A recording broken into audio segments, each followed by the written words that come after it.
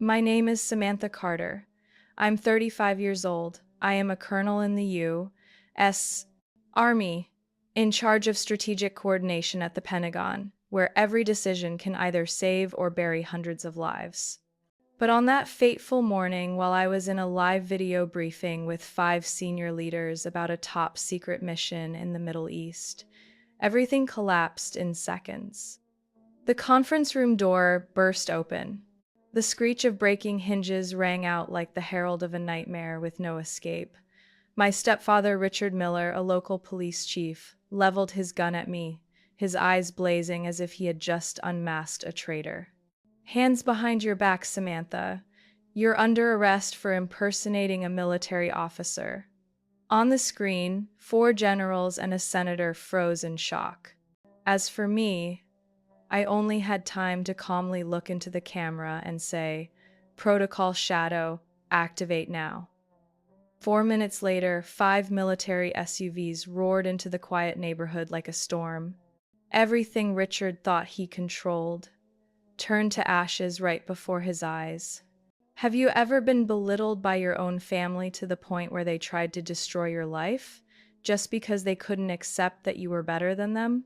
If this story makes your chest tighten, leave a comment below. Hit like, subscribe, and don't look away, because what happened next was far more terrifying. I was born in Jacksonville, North Carolina, where the sight of Marines is part of daily life. My father, Lieutenant Colonel Andrew Carter, had been one of them. He was tall, a man of few words, but his eyes always brimmed with trust whenever he looked at me. Once he lifted me onto his shoulders during a parade at the base and said in his deep, steady voice, "You can become anything, as long as you dare to step forward." I clung to that sentence the way a drowning person clings to a plank in stormy seas. But then he was gone. One summer morning, my mother got a phone call while wiping down the kitchen counter. I remember clearly how her hand shook so hard she dropped the glass of water she was holding. They said my father had died during a special training exercise in Western Afghanistan. The details were classified, and every piece of information afterward was sealed in military files. A cold wooden box holding his remains was returned, along with a folded flag I never dared to unfold. My mother, Linda, was no longer the strong woman who once managed an entire hospital ward at peak hours. She drowned in grief too deep to name. There were nights I heard her crying in the bedroom, the sound fractured, like someone trying to glue a heart back together with shards of the past. A year later, Richard Miller appeared. The police chief of Pender County. He came into our home with a polished look, a firm voice, and stories of restoring order in the community. My mother looked at him with dry eyes. She smiled for the first time in months. I didn't blame her. I was only 12, and in my young mind, I thought she deserved someone who made her feel safe. But Richard was never that man. Not for me. The day he moved in, it was as if someone snapped the old family clock in half. Every photo of my father was taken down, slowly replaced with police commendations, badges, and pictures of Richard in uniform. The living room, once where I'd lie watching movies with my mom, became the place where he kept his gun, handcuffs, radio, and a leather chair so big it blocked the walkway. I tried calling him Dad only once, and he frowned. "Your father was a soldier dead because of his own stupidity." "I don't need anyone calling me that." I stayed silent. Not out of fear, but because in that instant, I understood he had nothing in common with the man who had carried me on his shoulders during a military parade. From then on, every conversation between Richard and me was a covert battle. The moment I mentioned wanting to apply to West Point, he sneered. "You think it's hard for white girls to get in? What about someone like you? The Army doesn't need troublemakers." My mother heard those words, but she only stayed quiet, squeezing my hand under the table. I once thought she was silent to keep the peace. Later, I realized it was helplessness. A woman, broken by loss, now only hoping to maintain a house without arguments. I pitied her, but that silence left me utterly alone. Richard had a way of making every protest feel pointless. He manipulated everything with his so-called logic, controlled even the thermostat and how I arranged books on the shelf. At times, it felt like I was living in a mental boot camp, where every natural action was scrutinized under a magnifying glass of false authority. I learned to avoid his gaze, to shrink myself. But the one thing I never gave up was my dream of wearing the uniform. I quietly joined JROTC at high school, led the marksmanship team, wrote essays on national security, and spent every evening poring over tactical manuals. These were things Richard could not control, and he knew it. "I know what you're doing behind my back, Samantha," he said once when I came home late from a drill. "You think you can fool me? The army will crush you, and I'll be here to pick up the pieces." I just looked at him and walked upstairs. Once the door closed, I knelt on the carpet, opened the box that held the flag covering my father's remains, the only time I ever dared unfold it. I laid my hand on the fabric and whispered, "I won't let him destroy what you left inside me." I applied to West Point without telling Richard. The day I received the acceptance letter, my mother burst into tears and hugged me tight. Richard only stood with his arms crossed, then walked away. That night, he skipped dinner. The next morning, I saw he had smashed the last photo of my father still hanging in the house. Not long after, I packed my things and boarded the military bus for new cadets. My mother came to see me off, her hand trembling as she buttoned my collar. I wanted her to tell me I was right, that she was proud, but she only held my hand for a long time and said, "Just stay safe. No matter what happens, I'll always be here." I didn't look back. If I did, I would have seen her standing alone by the door where my father's name no longer hung, a place another man had claimed not with love, but with suffocating control and sickening envy. I left that house carrying invisible cuts. But those wounds became armor, the kind that later kept me alive in situations where even comrades fell.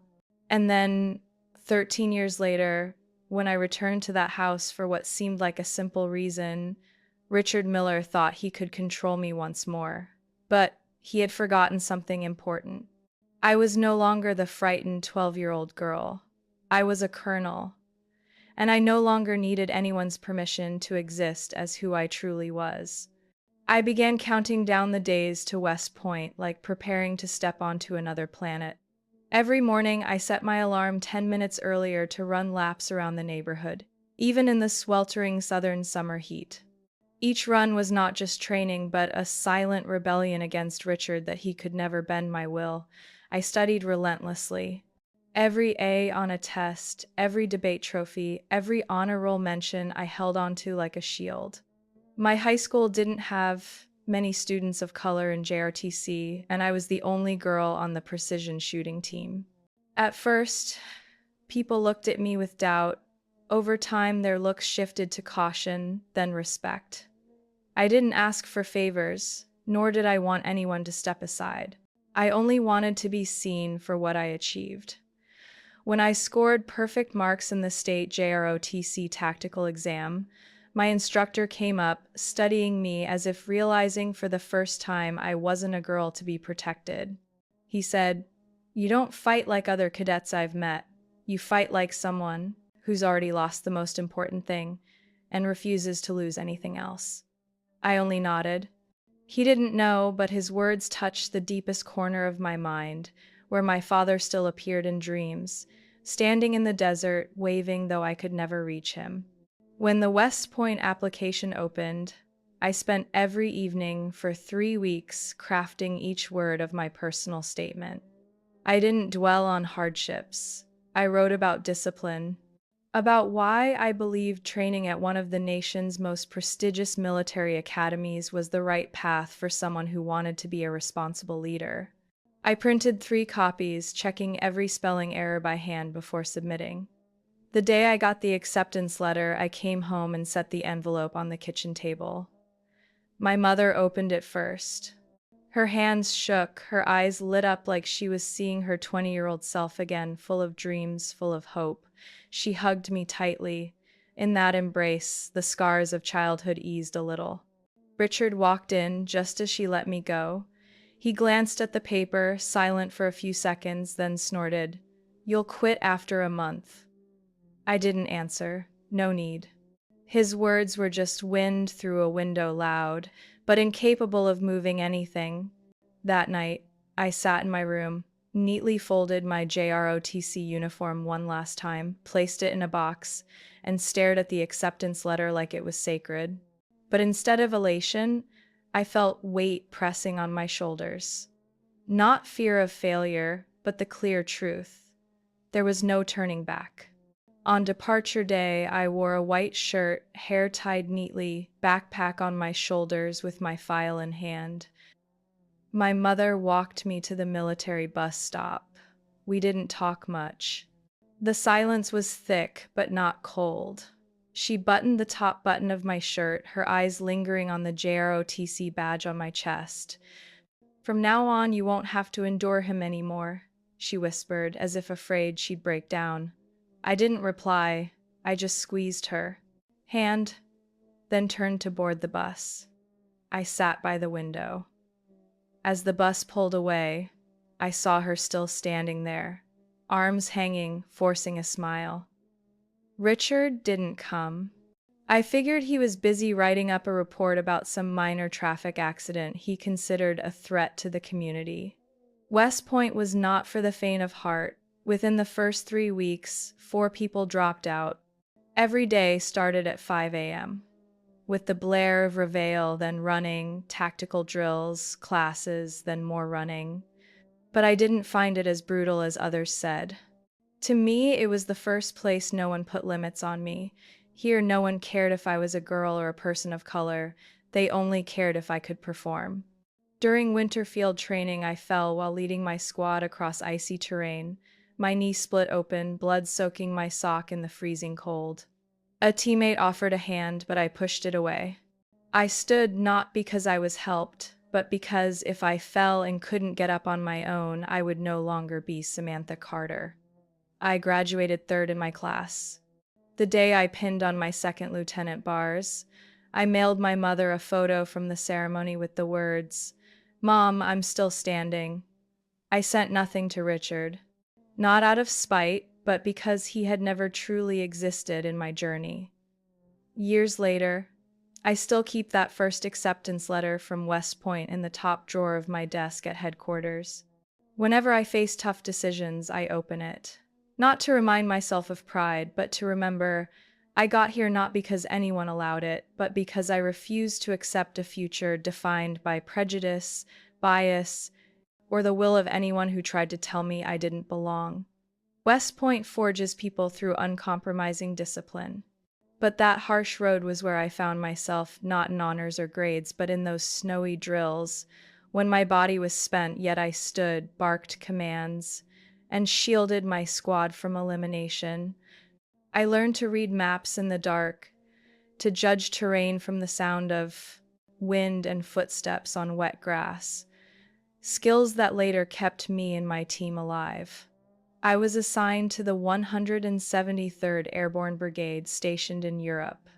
That was where I first understood the true weight of the rank on my shoulders. No more simulated training, I was standing in the middle of real firefights. During a mission in Kosovo, I led a patrol that got lost when our navigation gear failed due to signal interference. Hail poured from the sky. We had no communication link with command. A young sergeant behind me asked nervously, "Ma'am, are you sure we're heading the right way?" I gripped the straps of my pack tighter, eyes fixed on the foggy horizon. "I'm not sure of anything," I answered, "but if we stand still, we'll never get there." We walked another 3 miles before linking up with the logistics unit. The team was exhausted, but everyone survived. That night, the same sergeant came to me quietly and said, "Thank you for not letting fear steal your judgment." I didn't reply right away, but I remembered his eyes. They held gratitude, but also something I'd seen in my own reflection, the acceptance of never turning back. The only scar I carried from that mission was a long cut on my arm, from shrapnel when a vehicle flipped over. But deeper than any wound was the realization. Being a commander wasn't about knowing more than others. It was about being willing to carry the responsibility when everything collapsed. I transferred to Afghanistan, serving with special tactical coordination units. One of the most critical missions was escorting a medical convoy into a conflict zone east of Kandahar. Rugged terrain, constant threat of ambush. I sat in the back of an armored vehicle, maps spread across my lap, radio pressed to my ear, running retreat scenarios over and over in my head. When the convoy entered a narrow pass, an explosion erupted ahead. The lead vehicle hit a mine. At that moment, no one needed orders. I leapt from the truck, signaling the team to spread out, forming a defensive ring. With bullets snapping past my ears, I crawled to the damaged vehicle, dragging the trap driver out. A shard of glass cut my forehead, blood mixing with sand, but I didn't stop. Only after the whole unit made it to safety did I notice my hands trembling so badly I couldn't open my canteen. After that mission, I was promoted to lieutenant colonel. From the front lines, I was reassigned to Strategic Command in Tampa. My work shifted from red dirt battlefields to keyboards, satellite maps, video conferences, and classified files. I was responsible for troop movements and supply allocation across Eastern Europe and the Middle East. The transition wasn't easy. I had once stood on the razor's edge of life and death. Now I had to learn how to move entire systems like pieces on a chessboard, where one wrong move could cost hundreds of lives. I learned to stay calm in 10-hour meetings, where generals slammed their fists on the table when reports were late. I learned to answer government officials demanding why a unit hadn't arrived, even when weather made flying impossible. I learned to accept that sometimes, no matter how hard you tried, not everyone would make it home. I never told Richard any of this, not because I feared he wouldn't believe me, but because I knew he wasn't capable of understanding. Richard still sent gifts on holidays: a blue tie, a criminal law book, a photo of him standing by his new patrol car. I never replied. My mother kept in touch, occasionally calling to say Richard still thought I was doing some kind of paperwork for the army. I let them believe that. In my world, silence was part of safety. Not because I was ashamed of my rank or my work, but because every time I tried to share, Richard's eyes reminded me he still believed he had the right to belittle me with a single comment at dinner. Logistics, huh? Thought you had to see combat to get promoted. I once overheard him say that to my mother over the phone. She gave a forced laugh, quickly changing the subject. The higher I climbed, the less I shared. After I made colonel, I stopped calling home every week. My mother noticed but didn't complain. One day she left me a short message. I know you're busy. Just stay healthy, that's all I ask. I replayed that voicemail over and over in my temporary quarters at a base in Germany, helicopters thundering overhead. Once, I stood before the National Security Council, presenting a coordination plan for a hostage rescue operation in Syria. Afterward, an older general came up, shook my hand firmly, and said, "You're one of the reasons I believe the army is in the right hands." I bowed my head in thanks, but inside a question gnawed at me. Had Richard ever once thought that, even for a moment? Did he ever realize that in all the years he tried to deny my worth, I was the one person he could never control?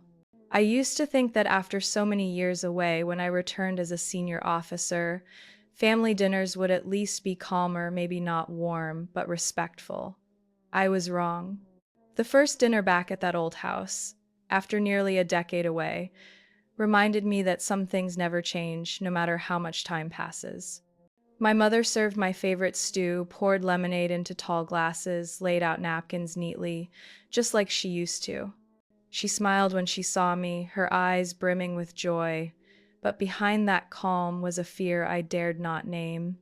Because at the far end of the table, Richard sat stiff-backed, silverware clinking against china, as if one wrong move would make the house explode with tension. His gaze landed on the military laptop I had set on the side table. With its fingerprint lock and signal blocking case, it stood out. I hadn't even opened my mouth before he asked, "What's that thing for?" "Filing vacation requests."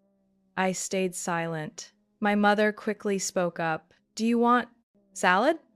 I added a little vinegar, the way you like. But Richard wasn't letting go. "The government pays for equipment like that just to store leave forms? Or is it for sending encrypted messages to someone overseas?" I set my fork down. "That's a command and control system, not something to discuss over dinner." He raised his eyebrows. "Command and control from an office?" "In the gray zone," I answered without elaborating. "Where you can't see on an ordinary map." My mother placed her hand on mine, giving it a gentle squeeze, a small signal to stop before things escalated. I looked at her, saw the weariness in her eyes. 10 years with Richard had turned her into someone who weighed every word, every glance. I bit my lip and bowed my head, continuing to eat. For 2 weeks staying at my mother's house, I lived with the same alertness as in combat. Every time I stepped out of my office to walk, I came back to find something off. The chair slightly moved, the outlet showing signs of tampering, the door not closed the way I'd left it. Once, I left my phone on the table, went to the kitchen for less than 2 minutes. When I returned, the screen was lit as if touched. I checked the system log. An unauthorized access attempt had been blocked. The only one who could have done it was Richard. I had no proof, but my military training wouldn't let me dismiss it. The feeling of being watched in my own mother's home was something I'd never imagined. That night, while my mother folded kitchen towels, I asked gently, "Do you feel Richard has changed after all these years?" She looked at me, then kept folding. "He's gotten a little stricter. But he's older now. Who isn't like that? Stricter is when he reads classified files. Or when he plants a recorder in the living room to eavesdrop on calls." She froze, staring at me. "What are you saying?" "Since the day I came back, he's been suspicious, checking. Everything related to my work. He can't accept who I am, not just my rank, but that I hold real power he'll never reach." My mother set the towel down, her hands trembling slightly. "Samantha, you're imagining things." "No, Mom. This is real. I don't need to prove it with secret reports or insignia. I just need you to understand he's not only hurting me with words, he's interfering with my mission." She stayed quiet for a long time. Finally, she sighed, her voice small. "I'm tired, Sam. I don't have the strength to fight anymore. I just want you and him to keep some peace under the same roof." I looked at her as if she had become a stranger. All the years I fought in faraway lands, I thought of her as the safe place to return to. But now she was telling me to endure. "I didn't come back to argue," I said, softly. "I came back because my apartment in Washington burned down, and I need a secure line to work temporarily. But that doesn't mean I'll stay silent while being treated like an intruder."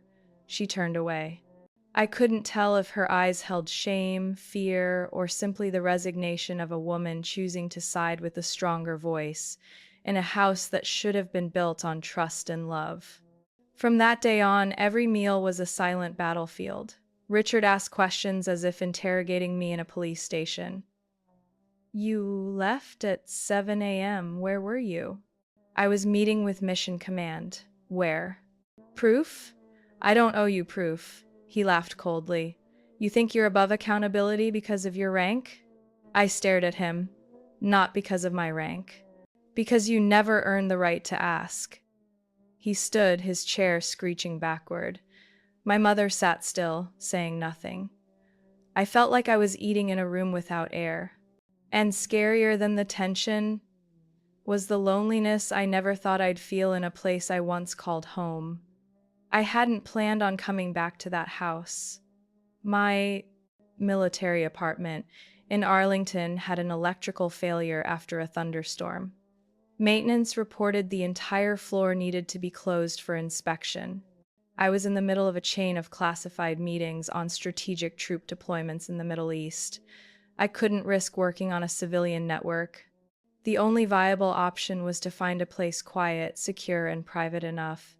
That very afternoon, my mother called, checking on me and then offering, "If you need a place to stay, we still have a spare room." I hesitated. Richard was still there. "He's hardly ever home," she said lightly. "Always working, on call all week. Just come home. I'll have the guest room ready." I sat staring at my computer screen for a long time. It wasn't that I didn't want to go. I just feared walking into a place that had once been home but had lost its warmth. But I needed a secure workspace. And deep down, I still hoped my mother had learned to see more clearly the things she once avoided. I packed 2 military laptops, a fingerprint encryption device, and 2 secure network phones. Not for paperwork, as Richard mocked, but to monitor reconnaissance units half a world away, where every decision determined whether planes would launch, reinforcements would arrive, lives would be saved or lost. My mother met me at the gate with a long hug. In her arms, I smelled the same fabric softener I'd fallen asleep to on rainy nights as a child. I wanted to believe it was still there, at least in her. Richard wasn't home when I arrived. My mother led me to the guest room, neatly prepared with fresh sheets and folded towels on the chair. She said simply, "Consider this your home." I didn't react. I opened my suitcase, checked each piece of equipment, and plugged them into separate outlets fitted with stabilizers.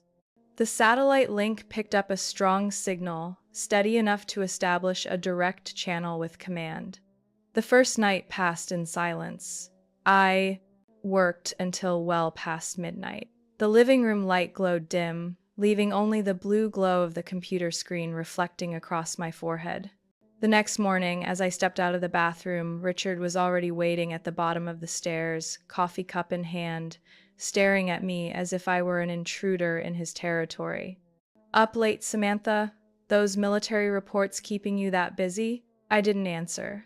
Just a slight nod before walking straight into the living room.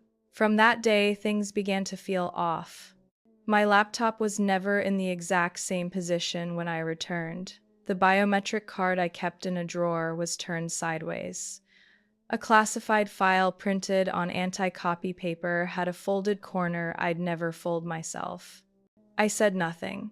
I reset every access code, activated intrusion alerts, and quietly installed a vibration sensor inside the laptop cover. 2 days later, when I stepped out to receive a small military package, a new encryption modem from Command, I came back to find the laptop already powered on. Checking the sensor log, I saw it had recorded movement and pressure on the keyboard exactly 8 minutes before I returned. The monitoring software showed 3 failed password attempts before the screen locked down. A fingerprint had been scanned, but it didn't match any authorized user. I knew whose hand that was. On the 4th day, Richard called me out to the backyard just after I'd finished a call with Command. He was holding a small notebook, filled with crooked handwriting and cryptic marks. "I saw military vehicles here twice in 3 days, he said. "Plates don't match anything from Fort Belvoir. I've got a guy in the registry office." I stared at him. "You're tracking Army license plates? What are you hiding in this house?" "I'm hiding nothing," I replied. "What about you?" His eyes narrowed. "I don't need permission to protect my family. You can't use your rank to blind me." I pulled out my phone, typed a few commands, and checked the system log. The vehicle Richard mentioned was part of the scheduled delivery of comms equipment confirmed directly by Lieutenant General Ross's office. But Richard didn't care about verification. He just needed suspicion to convince himself he was right. "You're running something bigger than you're allowed," he pressed. "I hear strange voices at night. You think I don't know you're talking to someone overseas?" I exhaled slowly. "I'm coordinating a special operation. Everything I do is protected under federal law. You have no jurisdiction, he scoffed. Paperwork can make anything look official. I looked at him for a long time. In his eyes, there was no police chief anymore, only a man obsessed with controlling something he didn't understand and too stubborn to admit he never could. I walked into the room, closed the door gently. That was when I decided every file would be encrypted deeper. Key meetings shifted to night hours, and if his interference continued, I'd alert the Department of Defense. Because Richard Miller was no longer just a domineering stepfather. He had become a security risk, and I had no choice but to prepare for the worst. By the second week at my mother's house, the air wasn't just tense, it was smoldering, suffocating, like gas leaking slowly, unnoticed by those used to breathing it. But I noticed. I saw it in Richard's eyes, in the way he moved through the house like a guard, not a man sharing a roof. I worked late more often, partly because of meeting times with command in the Middle East, partly because I didn't want anyone listening outside the hallway, ear pressed to the wall. The lines were encrypted in triple layers, the devices tracked every motion, and biometric settings were reset every 48 hours. But the feeling of being watched never left. One morning, heading down to the garage for stored files, I overheard Richard on the phone. His voice was low, clipped, every word deliberate. "I'm certain. She's using equipment outside her clearance. Those calls aren't routine. They could be tied to a foreign network." A pause. I stopped, leaning against the doorframe. "Assume this is a case of impersonating military rank or intelligence authority. If I'm right, I'll be the first to expose her." I stood still, throat dry. Not from fear, but from the familiar weight of helplessness. Helplessness when someone in your own family chooses to build a fantasy just to destroy you. I went upstairs, checked the home security feed. A hidden camera on the bookshelf showed Richard entering while I was gone, rifling drawers, opening file cabinets, even trying to pry a secure USB from its port. I sent the footage to command storage, flagged as internal concern, no intervention required yet. It wasn't time. Not yet. Meanwhile, orders arrived from the Pentagon. Prepare to launch the first stage of Operation Nightfall, rescuing a group of diplomats secretly captured on the outskirts of northern Syria. Intel suggested they were split across multiple sites, and the window of action was 72 hours. I was named Strategic Operations Commander responsible for logistics lines, transport aircraft, covert landing zones, and encrypted comms across 5 Special Forces teams awaiting orders. One mistake could ruin everything. Personal distractions had no place here. I spent nearly 48 hours straight in the study, eyes fixed on satellite maps, headset filtering interference, fingers flying across encrypted keyboards. When I finally looked up, dawn was breaking. That was when I noticed it, a side channel being probed. I immediately shut the system down, switched to backup interface, increased encryption. Scanning further, I traced the probing device to within 200 yards in the direction of the precinct where Richard worked. That morning, Richard drove my mother out shopping. I stayed home, reviewed the system logs. A spike appeared at 3:27 a.m., the exact time I'd sent my final authentication for Nightfall. I printed the full report, stored one copy in an encrypted safe. If anything happened, I needed proof. The breach didn't come from the military, but from one man's obsession. Later that afternoon, when they returned, I sat calmly on the sofa. No laptop, no headset, testing him. "Richard," I said evenly, "what do you think I'm doing here?" He froze. My mother's eyes pleaded with me to stop, but I couldn't. "I think you're doing more than you claim. And I don't trust someone who hid her military career for years suddenly needing private networks and strange devices just for logistics." "So, what do you plan to do?" I asked. "I've contacted internal security," he said flatly. "If you don't cooperate, I'll take the next step." I looked at my mother. She turned away. Cold spread through me. I nodded. Then do what you think is right. I stood, walked to the study, locked the door, and called my superior. I need a security team dispatched to Sacramento. Possible strategic data leak from a civilian source. Request protocol shadow activation. The duty officer's voice came firm over the line. Request acknowledged. Special response team will arrive within 72 hours, awaiting activation signal. I sat straight-backed, hands on the worn wood table. Operation Nightfall pressed forward. But inside this house, another operation was forming, one I never wanted, but one I wouldn't run from. I couldn't sleep that night. Not because of Nightfall, my tasks were complete by 10 p.m. The ops maps updated, codes transmitted across triple backups. Everything was ready. But something else churned inside me, like a storm gathering offshore, its cold wind already brushing the back of my neck. I shut down all but one motion tracking monitor. The neighborhood outside was eerily quiet. The clock neared 2 a.m.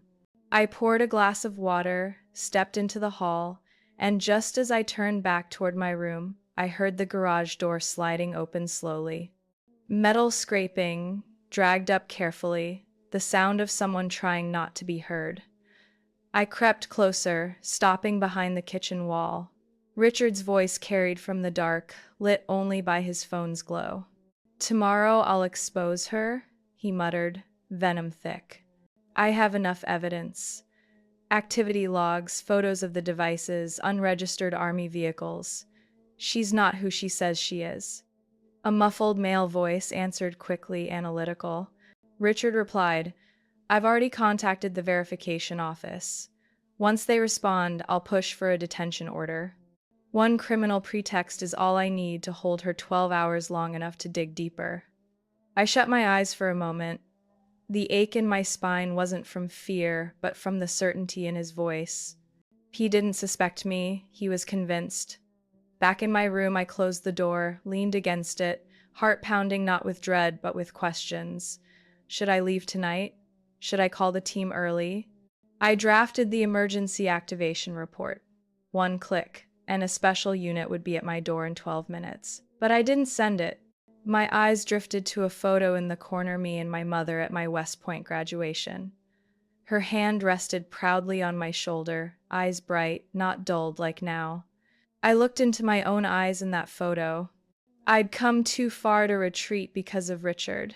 If I ran tonight, I'd be repeating the nightmare of childhood shrinking to fit the cage he built. No, I wasn't that girl anymore. I was the one in control. And I would not run. I logged the threat. Active intrusion risk. Estimated window, 7:30 to 8:15 a.m. Request team on standby, ready to deploy at activation. I signed, encrypted, transmitted through a secure channel. Then I set my plies, watch alarm to 5:30, turned off the light, and lay down. Sleep never came. I kept my breathing steady, mind rehearsing, the Pentagon briefing schedule, verification checkpoints, activation code, final system override if disrupted. When the alarm buzzed at 5:30, I shot up instantly. A quick shower, dressed neatly, not in uniform, just a white shirt and dark slacks, my encryption watch still strapped on. Hair tied back, a sip of cold coffee, then one last sweep of the equipment. Every cord, every connection, every data stream steady. The room had become a miniature command center, one that even small intelligence offices would envy. At exactly 6:45, I texted my mother, "Mom, this morning I have an important operations briefing. Please keep the house quiet until 9:30. She replied with a thumbs up emoji. I stared at that message for a long time. 7:10. A signal came from command. Briefing begins at 8:05, all units standing by. I put on my headset, opened the main screen, activated Tier 3 transmission, built the encryption wall, and keyed in the location data, 2247 Elm Street, Sacramento. At exactly 8:03, the screen lit up. 5 faces appeared. 3 generals, a CIA director, and a representative from the National Security Council. I nodded to each of them, my voice steady and clear. Good morning. Colonel Samantha Carter reporting. Ready to launch Phase 1, Operation Nightfall. Confirmations came in one by one through my earpiece. Inside, everything went strangely calm. And in that same moment, I heard a faint sound in the hallway, a tap on the doorknob. Not forceful, not rushed, but enough to tell me Richard was on the other side. Something was about to happen. Satellite data began updating in real time. On the map before me, the eastern Aleppo region glowed with weak signals from trackers strapped to the hostages. Each blip pulsed like a heartbeat, each flash a reminder that lives. We're still hanging on somewhere inside chaos. Every second, I was acutely aware that the choices I made from this quiet living room would decide whether 5 people halfway around the world lived or died. General Whitaker from the National Command Council began, his tone sharp. Colonel Carter, confirm. Alpha site secured. Confirmed, sir. SEAL Team 6 has approached from the north, while Delta is holding position at the western flank. Local sources report the hostages were moved in the last 24 hours. Are you certain tactical adjustment is necessary? General Ramirez cut in. I nodded, eyes fixed on the screen. Thermal imagery from drones shows irregular movement at Beta site. I recommend switching to Plan B, 3-pronged assault. Objective: minimize casualties for both hostages and assault teams. Operational window remaining 19 minutes from now. Every word I spoke was logged and synced across the highest level secure network. 4 officers and 1 senator confirmed simultaneously. Everything was on track. Until the sound came again, this time the doorknob rattled sharply. Then, footsteps, heavy, certain. Richard had made his move. I stayed calm, continued reporting drone activity at the staging site, but inside I was counting down. 3, 2, 1. The door burst open. Wood splintered, hinges wrenched like they'd been hit with a sledgehammer. Richard stormed in, Glock in hand, the same pistol I'd seen displayed proudly in his office. "You're under arrest," he roared, voice shaking the walls. "You're impersonating a military officer and you're a threat to national security." On screen, the generals froze. General Whitaker leaned toward the camera, and CIA Director Hanley quietly removed one earpiece, eyes narrowed as though assessing a live emergency. I didn't turn, didn't flinch. I pressed a single key, my voice calm, almost clinical. Protocol Shadow, Code Red. Confirming domestic threat, Level 2. At 2247 Elm Street, Sacramento. Immediate intervention requested. Richard advanced, gun leveled at me, knuckles white on the grip. His face flushed crimson with rage, sweat streaming down his temples. "You think I'm scared of your little act? You can fool your mother, the neighbors, but not me. I've arrested hundreds of fakes, I can spot one instantly." I rose, meeting his eyes, voice unwavering. "You are obstructing a top-level national security briefing. On that screen are the Pentagon's strategic commanders. They are watching everything." He shook his head, sneering. "Great performance, Samantha. But I've got a detention order for suspected impersonation of an officer. Every device in this room will be sealed." He stepped closer, snapped out his handcuffs. My left wrist was yanked back hard. The click of the lock rang cold in the air. "You're under arrest," he repeated with grim satisfaction, "for deceiving the federal government and using military equipment illegally." I didn't resist, didn't struggle. My eyes stayed on the screen. Subject physically restrained. Situation confirmed. Requesting priority 1. Code, Black Echo. 3 minutes and 12 seconds later, the sound of engines rolled in from a distance. First tires grinding on hot asphalt, then the screech of sudden turns, then brakes slamming in unison. Richard turned toward the window, frowning. What the hell is that? I said nothing. From the wide front window, he could see them, 5 black military SUVs, government plates lined across the street, doors opened in perfect sync. 12 operators stepped out, clad in specialized gear, moving in formation like the beat of war drums.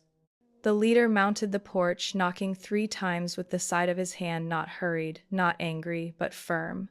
Department of Defense. Open the door. My mother opened it, face pale, eyes darting in confusion. Richard strode forward, gun still in one hand, the other gripping the cuffs still locked to me. The officer in front studied him for 2 seconds, then raised his high clearance ID. You are restraining a United States Army colonel. Your actions constitute obstruction of federal operations. Release her immediately. No, no, that's impossible, Richard stammered. She's a fraud. She's lying. The officer stepped in, signaling his men. One stripped the gun from Richard's hand, another unclasped the cuffs from mine. Colonel, your status? I'm fine, I said, voice low but steady. Proceed with the briefing. But Richard wasn't done. He backed away, eyes wild. She said she was in logistics. She never once mentioned being a colonel. I had every right to doubt. The team leader cut him off coldly. With Colonel Carter's clearance, what she does not disclose is for national reasons. Nothing grants you the right to insult or interfere. The rear SUV door swung open. 2 soldiers escorted Richard inside, even as he kept shouting nonsense. My mother stood frozen, hands trembling. Neighbors spilled into their yards, some holding up phones, recording a scene no one expected in their quiet suburb. I returned to the study, the screen still live. Apologies for the interruption, I said into the mic. Please continue. General Whitaker nodded. Confirmed. You executed protocol properly. We are proceeding with your plan. Carter, full authority remains with you. I drew in a long breath, fingers resuming command inputs. I didn't glance at the door. Richard Miller's world had collapsed. And I, though bearing scars, was still standing. Not because of him, but because I had never bowed. The briefing ended at 9:45 a.m. I removed my headset, massaging my temples to ease the taut pressure of nearly 2 hours. From my mother's living room, I had commanded a complex hostage rescue that ended with all 5 safe. None of them knew that. While they were lifted onto helicopters across the globe, I had been freed from handcuffs less than an hour earlier. The house felt eerily still after the storm. Neighbors retreated. The special unit withdrew after formally detaining Richard. No shouting, no struggle, just a man escorted out of the house he once believed he controlled. I sat quietly on the staircase, hands still cool from the steel cuffs, eyes tracing the road where the SUVs had vanished behind trees. My mother approached, clutching a white towel, her face dazed like someone waking from a long dream. Samantha, she whispered, was all of this real? I took the towel, wiped my hands. Yes, you saw it yourself. She sat beside me in silence. For a long time, we stayed there.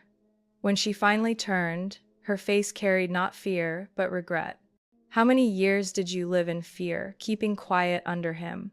I shook my head. I wasn't silent. I just chose another place to grow. And when I was strong enough, I came back. 3 days later, I was called to FBI headquarters to help review evidence. They had seized Richard's notes, files, recordings, fake timesheets, license plate logs, even lists of military comms he thought were suspicious signals. At first, the Bureau treated it as obstruction and privacy violation. But on the 5th day, they came back with something else. Colonel Carter, Special Agent Ellison began evenly. We found a string of data in Miller's notes that may link to an active classified leak. I stared. Connected to me? No, he replied. To one of the telecom contractors who visited your mother's house. I froze. Richard's endless logging of plates, photos, names what seemed meaningless had led the FBI straight to a hidden breach.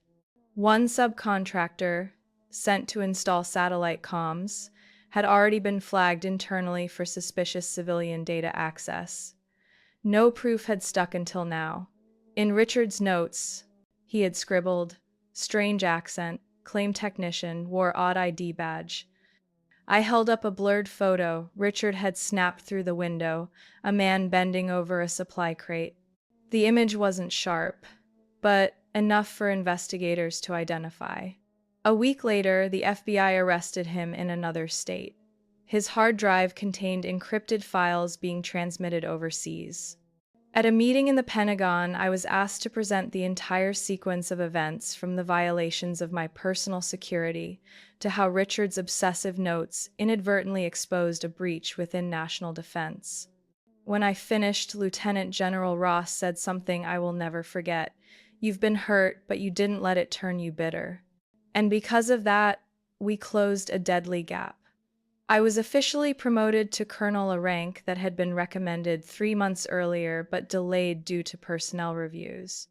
Now, no one could deny it any longer. I moved to Washington, took up my post directly at the Strategic Command Office, and assumed the role of regional coordinator for West Asia and East Africa. My office was on the 16th floor, E ring of the Pentagon. It wasn't large, but enough for me to feel I belonged there. On my desk sat a small frame, a photo of me and my mother, taken the afternoon Richard was taken away. In the picture, she was holding my hand, her eyes frail yet proud. I no longer lived in Sacramento. Yet a part of me still quietly looked back at that house, the place where so much pain began, and also the place where I stood up fully and powerfully. Richard lost his badge 3 weeks after his arrest. No public hearing. The police department issued only a brief statement. "Mr. Richard Miller is no longer employed with this force as of May 14th. His gun license was permanently revoked. His file was stamped. Contract terminated due to severe ethical violations and unlawful interference with federal security operations." When I received a copy of that disciplinary file, I didn't laugh. I didn't feel joy. I simply filed it away, next to a thank you letter from the FBI, short, formal, but with a closing line that made me pause for a long time. Not everyone has the courage to stand on the line between family blood and national duty. Thank you, Colonel, for doing the right thing when the right thing was not easy. 6 months after Richard's arrest, I received a handwritten letter from the Federal Correctional Facility in Colorado. The envelope was plain, the sender's handwriting in the corner so familiar it made my chest tighten. I didn't open it right away. I left it on my desk for nearly 3 days. Each morning, passing by, I glanced at it, asking myself, do I really need to read what that man has to say? By Wednesday evening, I brewed a hot cup of tea, closed my office early, and sat down to open it. The paper was thin, pale yellow, the handwriting still sharp but stripped of its pride. Each sentence felt like it came from someone no longer fighting, someone finally forced to face himself after too much noise of his own making. Dear Colonel Samantha Carter, I am not writing this letter to justify myself, nor to beg for anything. I only want to say what I never had the courage to say out loud. I envied you. Not because you wore the uniform, not because of your rank, but because you dared to do what I never had the guts to do. You didn't fear stepping out of the mold others forced on you. You didn't bow. You didn't ask permission to be yourself. I met you when you were 12, eyes bright like sparks. Even then, I knew I could never control you. Instead of learning to respect that, I chose to suppress it. I turned my fear into power, and that power blinded me. I didn't just take away a child's safety. I stole from myself the chance to be a decent father. If I had a chance to do it again, I would choose to listen.